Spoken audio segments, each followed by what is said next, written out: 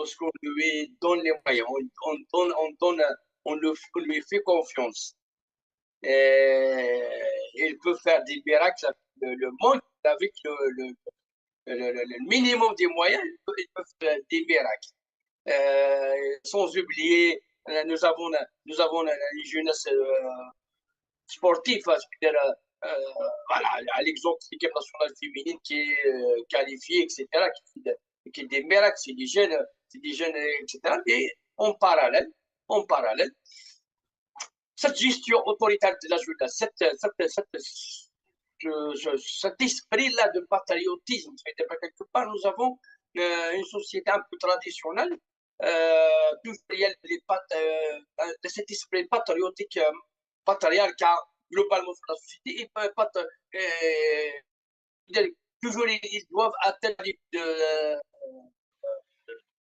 ça veut dire il est doublement notre jeunesse, puni par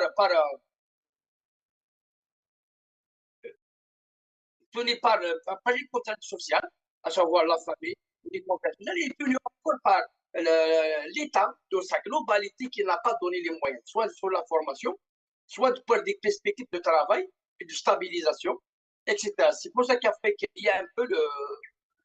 créé des problèmes de. Avant, c'est les hédis parce que le chômage, maintenant, c'est la gamme et les psychotropes et trucs. Alors que normalement, l'État doit encadrer un peu cette jeunesse, encadrer d'une manière, c'est pas encadrer au sens oppressif, hein, il faut les encadrer, avoir des moyens de son émancipation. C'est important d'avoir une jeunesse émancipée, c'est important d'avoir une jeunesse qui a un savoir-faire des métiers, c'est important d'avoir une jeunesse cultivée, c'est important d'avoir une jeunesse épanouie sur le plan social, etc.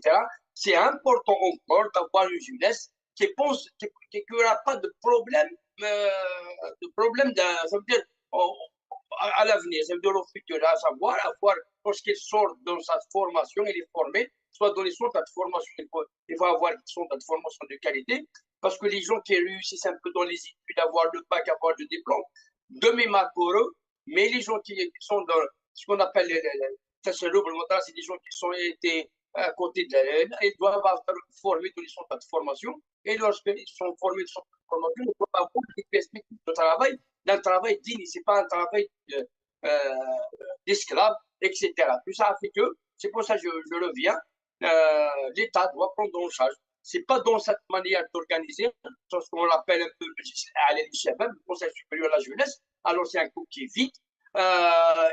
et encore, il est plein de discours avec cette langue de bois qui est un peu la réalité, c'est un peu